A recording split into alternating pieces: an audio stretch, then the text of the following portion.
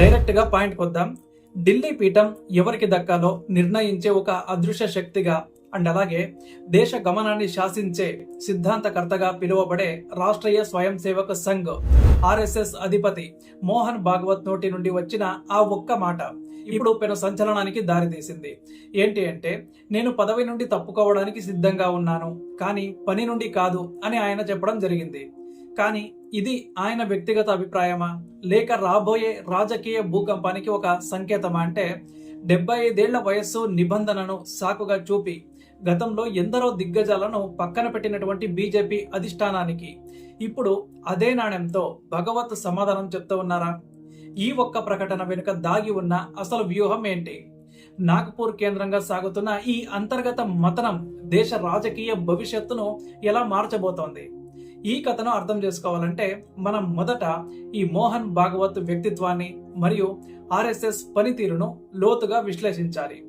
Sangh పరివార్లో sir Sangh చాలక్ పదవి అనేది కేవలం ఒక హోదా కాదు, అది ఒక అత్యున్నత బాధ్యత అన్నమాట. 1925లో కేశవ బలిరామ్ హెడ్గే వారు ప్రారంభించిన ఈ సంస్థలో పదవి కంటే సిద్ధాంతానికే ప్రాముఖ్యత ఉంటుంది.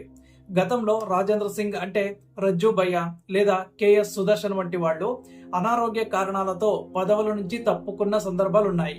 బట్ మోహన్ భగవత్ విషయంలో ఇప్పుడు జరుగుతున్న చర్చ వెనుక కారణం వేరు. ఆయన వయసు ఇప్పుడు 75 ఏళ్లకు చేరువలో ఉంది.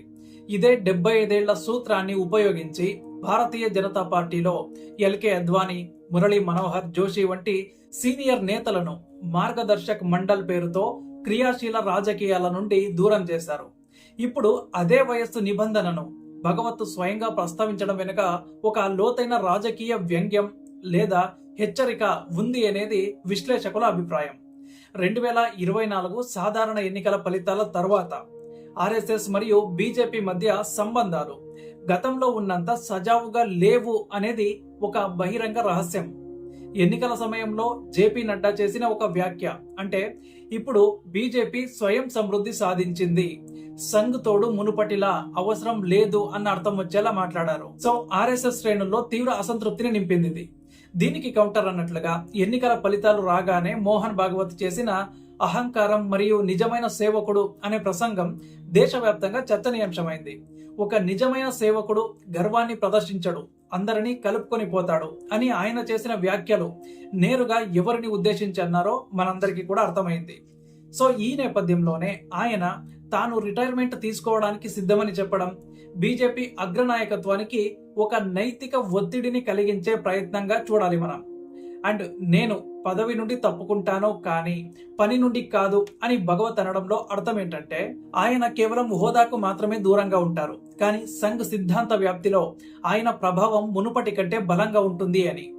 ఆర్ఎస్ఎస్ శత జయంతి ఉత్సవాల వేళ సంస్థలో కొత్త రక్తాన్ని నింపాల్సిన అవసరం ఉందని ఆయన భావిస్తున్నారా, లేక ప్రధాని మోడీ మరియు అమిత్ షా ద్వయానికి ఆర్ఎస్ఎస్ పట్టు ఎంత ఉందో చూపించాలి అనుకుంటున్నారా? సాధారణంగా ఆర్ఎస్ఎస్ చీఫ్ పదవిలో ఉన్నవారు మరణించే వరకు లేదా తమకు తీవ్ర అనారోగ్యం పాలయ్యే వరకు ఆ పదవిలో కొనసాగుతారు.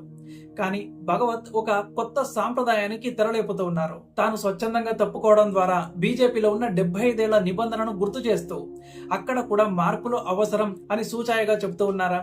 ఈ మొత్తం వ్యవహారంలో సామాన్య ప్రజలకు కలిగే సందేహం ఏంటంటే, ఒక సంస్థ అంతర్గత మార్పులు దేశాన్ని ఎలా ప్రభావితం చేస్తాయి అని. భారతదేశంలో బీజేపీ అధికారంలో రావడానికి వెన్నెముకగా నిలిచింది ఆర్ఎస్ఎస్ క్యాడర్. క్షేత్రస్థాయిలో ఓటర్లను పోలింగ్ బూత్ల వరకు తీసుకురావడంలో సంఘ్ కార్యకర్తల పాత్ర కీలకమన్నమాట. ఒకవేళ ఆర్ఎస్ఎస్ నాయకత్వంలో మార్పు వస్తే అది బీజేపీతో ఉండే సంబంధాలను పునర్విభజించవచ్చు. మోహన్ భగవత్ తర్వాత ఆ స్థానంలోకి ఎవరు వస్తారనేది కూడా ఇప్పుడు $1 మిలియన్ ప్రశ్న. అండ్ ప్రజెంట్ దత్తాత్రేయ హోసబలే పేరు ప్రముఖంగా వినిపిస్తోంది.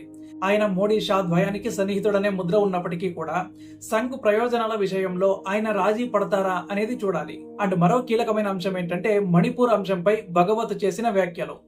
ఏడాది కాలంగా మండుతున్న మణిపూర్ను శాంతింపజేయడంలో ప్రభుత్వం విఫలమైందని ఆయన పరోక్షంగా విమర్శించారు.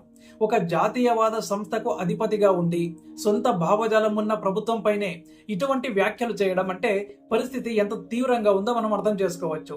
ప్రతిపక్షాలను శత్రువులుగా చూడకూడదని, వారిని కేవలం ప్రత్యర్థులుగా మాత్రమే చూడాలి అని ఆయన చేసిన హితబోధ కూడా ప్రస్తుతం ఉన్న రాజకీయ ధోరణికి భిన్నంగా ఉంది. సో ఈ నేపథ్యంలోనే ఆయన రిటైర్మెంట్ కామెంట్స్ చూస్తుంటే ఆయన ఒక ఉన్నతమైన నైతిక స్థానాన్ని తీసుకోవాలని ప్రయత్నిస్తున్నట్లు కనిపిస్తోంది.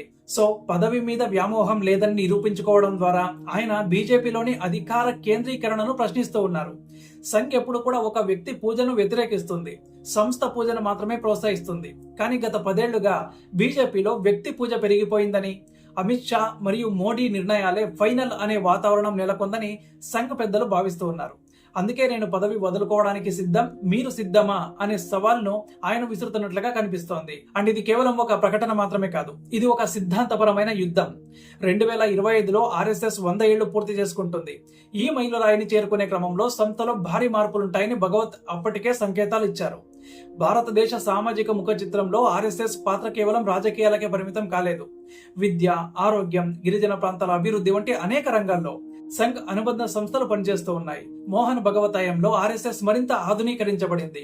ముస్లిం మత పెద్దలతో చర్చలు జరపడం, డిఎన్ఏ అందరిది కూడా ఒకటే అని ప్రకటించడం వంటివి ఆయన చేసిన సాహసోపేతమైన వ్యాఖ్యలు. ఇవన్నీ కూడా ఒకవైపు ఉంటే, రాజకీయంగా బీజేపీని నియంత్రించే విషయంలో ఆయన పట్టుకోల్పోతున్నారా అనే అనుమానాలు కూడా ఉన్నాయి. సో ఆ అనుమానాలను పటాపంచలు చేయడానికి ఆయన ఈ రిటైర్మెంట్ అస్త్రాన్ని ప్రయోగించి ఉండొచ్చు. అధికారం చేతిలో ఉన్నప్పుడు దానిని వదులుకోవడం అనేది భారతీయ సంస్కృతిలో త్యాగంగా పరిగణించబడుతుంది. భగవత్ ఆ త్యాగానికి సిద్ధపడటం ద్వారా నైతికంగా తన స్థాయిని పెంచుకుంటూ ఉన్నారు. తదుపరి సర్ సంఘచాలక్ ఎవరు అనే విషయంలో ఇప్పటికే కసరత్తు కూడా జరుగుతోంది. దత్తాత్రేయ వసబలే కాకుండా ఇతర పేర్లు కూడా పరిశీలనలో ఉన్నాయి. కానీ ఎవరు వచ్చినా మోహన్ భగవత్ వేసిన మార్గం నుండి తప్పుకోవడం అంత ఈజీ అయితే కాదు. ఎందుకంటే ఆయన సంఘ్ను ఒక గెజిటెడ్ ఆఫీస్ లాగా కాకుండా ఒక జీవన మార్గంగా మార్చాలని చూస్తూ ఉన్నారు. సో ఈ పరిణామాలన్నీ చూస్తుంటే రాబోయే రోజుల్లో ఢిల్లీ మరియు నాగ్పూర్ మధ్య సంబంధాలు మరింత ఆసక్తికరంగా మారబోతున్నాయి. బీజేపీ తన వ్యూహాలను మార్చుకుంటుందా, లేక ఆర్ఎస్ఎస్ తన పట్టును మరింత బిగిస్తుందా? ఒకవేళ భగవంత్ నిజంగానే తప్పుకుంటే ఆయన మార్గదర్శకత్వంలో సంఘ్ ఏ దిశగా పయనిస్తుంది? సాధారణంగా ఓటర్కి ఇవన్నీ కూడా నేరుగా సంబంధం లేని విషయాలుగా అనిపించవచ్చు. కానీ దేశ భవిష్యత్తును నిర్ణయించే విధానపరమైన నిర్ణయాలు ఇక్కడే పుడతాయి. హిందుత్వ ఎజెండా నుండి సామాజిక సామరస్యం వరకు ప్రతిదీ కూడా ఈ మార్పుపై ఆధారపడి ఉంటుంది. చివరగా మోహన్ భాగవత్ వ్యాఖ్యల సారాంశం ఒకటే: పదవులు శాశ్వతం కాదు, పని మాత్రమే శాశ్వతం. ఇది కేవలం ఆయనకు మాత్రమే కాదు, అధికారంలో ఉన్న ప్రతి ఒక్కరికి కూడా వర్తిస్తుంది. రాజకీయాల్లో వారసత్వానికి వ్యతిరేకంగా పోరాడే వాళ్ళు తమ సొంత సంస్థలో ప్రజాస్వామ్యాన్ని మరియు కొత్త నాయకత్వాన్ని ఎలా ప్రోత్సహిస్తారో భగవత్ చూపించబోతూ ఉన్నారు. ఇది బీజేపీకి ఒక గుణపాఠం అవుతుందా, లేక కేవలం ఒక సాధారణ ప్రక్రియగా మిగిలిపోతుందా అనేది కాలమే నిర్ణయించాలి. కానీ ఒక్కటి మాత్రం నిజం: మోహన్ భాగవత్ చేసిన ఈ వ్యాఖ్యలు భారత రాజకీయాల్లో ఒక కొత్త అధ్యయనానికి నాంది పలికాయి. ఆయన పదవిలో ఉన్నా లేకపోయినా ఆయన వేసిన ప్రశ్నలు మాత్రం అధికార వర్గాల్లో ప్రతిధ్వనిస్తూనే ఉంటాయి. సో ఈ మౌన యుద్ధంలో గెలిచేది సిద్ధాంతమా లేక అధికారమా? పదవి కంటే పని ముఖ్యమన్నప్పుడు ఆ పని చేసే పద్ధతి మారబోతోందా? ఒకవేళ మోహన్ భగవత్ తన పదవిని మరొకరికి అప్పగిస్తే అది భారత రాజకీయ చరిత్రలో ఒక కీలక మలుపు అవుతుంది. ఎందుకంటే ఆ నిర్ణయం కేవలం ఒక వ్యక్తిది కాదు, అది ఒక వ్యవస్థ యొక్క పునరుజ్జీవనం. ఈ మార్పును బీజేపీ అగ్రనాయకత్వం ఎలా రిసీవ్ చేసుకుంటుంది? ఒకవేళ వాళ్ళు కూడా ఇదే సూత్రాన్ని పాటిస్తే 2029 ఎన్నికల నాటికి బీజేపీలో మనం సరికొత్త ముఖాలను చూసే అవకాశం ఉంటుంది. కాబట్టి భగవత్ చేసిన ఈ రిటైర్మెంట్ వ్యాఖ్యలను కేవలం ఒక స్టేట్మెంట్ గా కాకుండా ఒక సుదీర్ఘ రాజకీయ ప్రణాళికలో భాగంగా చూడాలి. ఈ నిశ్శబ్ద విప్లవం ఎటు దారి తీస్తుందో, ఎన్ని రాజకీయ సమీకరణాలను మారుస్తుందో వేచి చూడాల్సిందే. అండ్ ఈ మొత్తం వ్యవహారంలో మనం గమనించాల్సిన మరో కోణం ఏంటంటే, ఆర్ఎస్ఎస్ తన అంతర్గత విభేదాలను ఎప్పుడు కూడా రచ్చకెక్కనివ్వదు. కానీ ఈసారి భగవత్ బహిరంగంగా మాట్లాడటం వెనుక ఒక బలమైన కారణం ఉంది. 10 ఏళ్ల నిరంతర అధికారం తర్వాత ఏ పార్టీకైనా ఒక రకమైన జడత్వం లేదా అహంకారం రావడం సహజం. ఆ అహంకారాన్ని తుంచివేసి పార్టీని మళ్లీ ప్రజల వైపు మళ్లించడమే సంఘ్ లక్ష్యంగా కనిపిస్తోంది. అందుకే భగవత్ తన రిటైర్మెంట్ గురించి మాట్లాడటం ద్వారా పదవుల కోసం పాకులాడటం సంఘ్ లక్షణం కాదు అని నిరూపిస్తూ ఉన్నారు. ఇది కేడర్లో ఒక కొత్త ఉత్సాహాన్ని నింపుతుంది. అదే సమయంలో నాయకత్వంలో ఉన్న వారికి ఒక హెచ్చరికగా మారుతుంది. భవిష్యత్తులో భారత రాజకీయాలు ఏ మలుపు తిరిగినా మోహన్ భగవత్ తీసుకున్న ఈ నిర్ణయం లేదా ఆయన చేసిన ఈ వ్యాఖ్యలు ఒక రిఫరెన్స్ పాయింట్ లాగా మిగిలిపోతాయి. అధికార కేంద్రాలకు దూరంగా ఉంటూనే అధికారాన్ని నియంత్రించే శక్తి సంఘుకు ఉంది అని ఆయన మరోసారి స్పష్టం చేశారు. రిటైర్మెంట్ అంటే విశ్రాంతి కాదు, అది ఒక కొత్త బాధ్యతకు ఆరంభమని ఆయన మాటలు చెప్తూ ఉన్నాయి. సో ఈ మాటల వెనుక ఉన్న నిగూఢ అర్థాన్ని బీజేపీ అధిష్టానం ఎంత త్వరగా అర్థం చేసుకుంటే ఆ పార్టీకి అంత మంచిది. లేదంటే నాగ్పూర్ నుండి వచ్చే ఆదేశాలు భవిష్యత్తులో మరింత కఠినంగా ఉండే అవకాశం అయితే ఉంది. అండ్ ఈ వీడియో క్లోజ్ చేసే ముందు ఒక ప్రశ్న మనల్ని వెంటాడుతుంది. ఏంటంటే మోహన్ భగవత్ అడుగు జాడల్లో నడిచి బీజేపీలోని పెద్దలు కూడా స్వచ్ఛందంగా పదవి విరమణ చేస్తారా, లేక అధికార కాంక్షతో సంఘ్ సూచనలను బేఖాతరు చేస్తారా? ఏది జరిగినా కూడా అది భారత ప్రజాస్వామ్యంలో ఒక కొత్త ఒరవడికి దారితీస్తుంది. రాజ్యాంగబద్ధమైన పదవుల కంటే సంస్థాగతమైన విలువలే గొప్పవని చాటి చెప్పడమే భగవత్ ఉద్దేశం కావచ్చు. సో ఈ ఉద్దేశం నెరవేరుతుందో లేదో చూడాలంటే మనం మరికొంతకాలం వేచి చూడాలి. కానీ మోహన్ భగవత్ పేరు మాత్రం ఈ దేశ రాజకీయ చరిత్రలో ఒక సాహసోపేతమైన సంస్కర్తగా నిలిచిపోతుంది అనడంలో ఎలాంటి సందేహం కూడా లేదు. మీరేమనుకుంటున్నారు? మోహన్ భగవత్ తీసుకున్న ఈ నిర్ణయం బీజేపీపై ప్రభావం చూపుతుందా? 75 ఏళ్ల నిబంధన అనేది అందరికీ కూడా సమానంగా వర్తించాలా? మీ అభిప్రాయాలను కింద కామెంట్స్ రూపంలో పంచుకోండి. అండ్ ఈ వీడియో మీకు నచ్చినట్లయితే లైక్ చేయండి మరియు షేర్ చేయండి. దేశ రాజకీయాల్లో జరుగుతున్న ఇలాంటి లోతైన విశ్లేషణల కోసం మన ఛానల్ను సబ్స్క్రైబ్ చేసుకోండి.